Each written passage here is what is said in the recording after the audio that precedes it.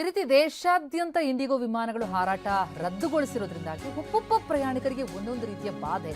ಮಗಳಿಗೆ sanitary pad ಇಲ್ಲದೆ ತಂದೆ ಪರದಾಡಿದ್ದಾರೆ. ಮಗಳಿಗೆ ಸ್ಯಾನಿಟರಿ ಪ್ಯಾಡ್ ಕೊಡಿ ಅಂತ ಆಕ್ರೋಶ ಹೊರಹಾಕಿದ್ದಾರೆ. ರಕ್ತಸ್ರಾವ ಆಗ್ತಾ ಇದೆ, ಅರ್ಜೆಂಟ್ ಆಗಿ ಪ್ಯಾಡ್ ವ್ಯವಸ್ಥೆ ಮಾಡಿ ಅಂತ ಮಹಿಳಾ ಸಿಬ್ಬಂದಿಗೆ ಆ ಮಗುವಿನ ತಂದೆಯಿಂದ ತೀವ್ರ ತರಾಟೆ.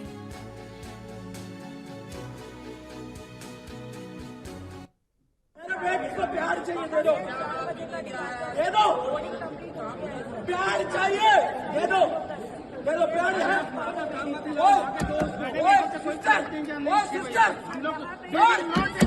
सिस्टर भाई मेरा बेटी को प्यार चाहिए, मेरा बेटी का ब्लड आ रहा, ब्लड नीचे से ब्लड आ रहा, प्यार चाहिए, दे दो। क्यों नहीं कर सकता, क्यों नहीं कर सकता, क्यों नहीं कर सकता?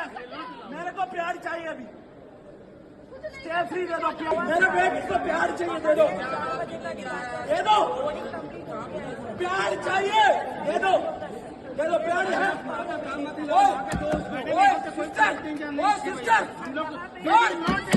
सिस्टर ಎಸ್, ಈ ರೀತಿ ಆ ತಂದೆಯ ಆಕ್ರೋಶವನ್ನ ನೋಡ್ತಾ ಇದೀವಿ ನಾವು. ಅಂದ್ರೆ ಎಷ್ಟು ಹೊತ್ತಾಗಿದೆ, ಅವರು 4 ದಿನಗಳಿಂದ ಇದೇ ರೀತಿಯಲ್ಲಿ ಪ್ರಯಾಣಿಕರು ಪರದಾಡ್ತಾ ಇದ್ದಾರೆ. ಮಗಳಿಗೆ ಪ್ಯಾಡ್ ವ್ಯವಸ್ಥೆ ಆಗ್ತಾ ಇಲ್ಲ ಅಂತ ಹೇಳಿ ಅವರು ಆಕ್ರೋಶವನ್ನು ಹೊರಹಾಕ್ತಾ ಇದ್ದಾರೆ. ಈ ರೀತಿ ಒಬ್ಬೊಬ್ಬರದ್ದು ಒಂದೊಂದು ರೀತಿಯಾದಂತಹ ರೋದನೆಯಲ್ಲಿ ಕಂಡು ಬರ್ತಾ ಇರೋದು, ಆಕ್ರೋಶ ಹೊರಹಾಕ್ತಾ ಇದ್ದಾರೆ. ತೀವ್ರಗೊಂಡಿದೆ ಪ್ರಯಾಣಿಕರ ಆಕ್ರೋಶ. ಟಿಕೆಟ್ ಕೌಂಟರ್ ಸಿಬ್ಬಂದಿ ಜೊತೆಗೆ ಪ್ರಯಾಣಿಕರು ವಾಗ್ವಾದಕ್ಕಿಳಿದಿದ್ದಾರೆ.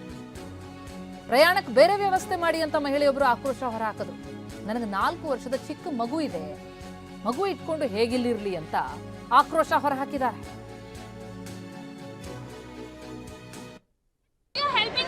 If you are giving me refund, sir, refund should be something which will help me get the ticket from other vendor.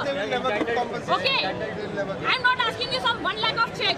I need to reach somewhere. You at least accommodate the travel. I have a 4-year-old kid with me. Do you understand this? Imagine if you have a kid, what will happen? Then you close this counter. Why the hell this counter is open? Put it, all the flights are closed. All of us will go home. Is this a matter of concern? This is how you resolve. Close the business. You're still accepting flights for tomorrow. I can show you online. You're still accepting the bookings. Yes, I can show you right away. You're accepting bookings for tomorrow morning, today night. Why are you accepting it? Is not operational. I need a resolution. I'm not moving anywhere. Call someone senior.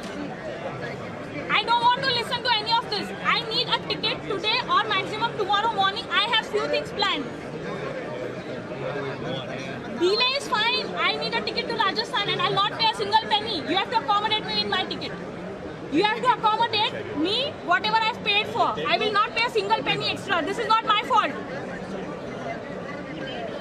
Ma'am, but if you reschedule also the flight won't take off. You give me, I'll book the ticket elsewhere. You refund the entire amount. That's the resolution I am expecting. And all of us are expecting the same thing. Your help is not helping us, sir. If you say you're helping, it's not helping us. What is the chances, you tell me? If you modify, what's the timing? Tell me that. You have the system in front of you. Being an employee, if you can't give the confirmation, why are you sitting here? Go home and chill. You tell me, right? You can give me a modification. What is the modification that you can give me?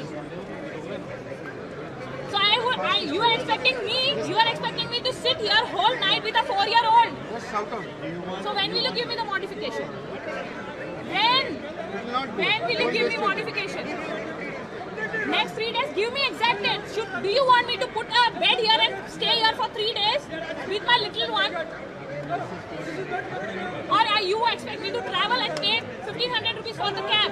Give me that 1,500 rupees. I'll travel every day. I don't mind, right? What? Okay. give me in writing. I will not move here anywhere, and all of us want the same thing. Okay.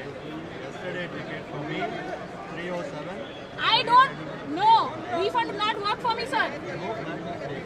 Other people, you first give me my resolution, only then I'm moving here. Nobody else is coming ahead.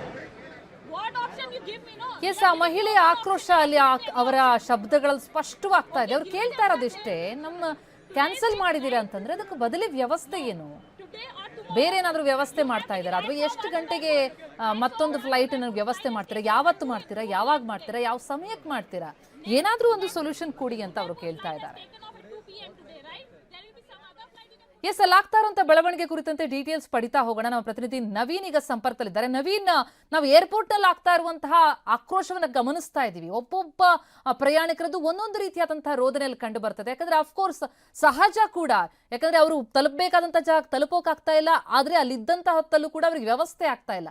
ಸಿಬ್ಬಂದಿಗೆ ಏನು ವ್ಯವಸ್ಥೆ ಮಾಡೋದಕ್ಕೆ ಸಾಧ್ಯ ಆಗ್ತಾ ಇಲ್ವಾ, ಏನು ಅಪ್ಡೇಟ್ಗಳನ್ನ ಕೊಡ್ತಾ ಇಲ್ವಾ? ಇಷ್ಟ ಆಕ್ರೋಶಗೊಂಡಿದ್ದಾರೆ ಪ್ರಯಾಣಿಕರು ಅಂತಂದ್ರೆ ಯಾಕೆ ಅಲ್ಲಿಂದ ಏನು ಮಾಹಿತಿಗಳು ಲಭ್ಯ ಆಗ್ತಿಲ್ಲ?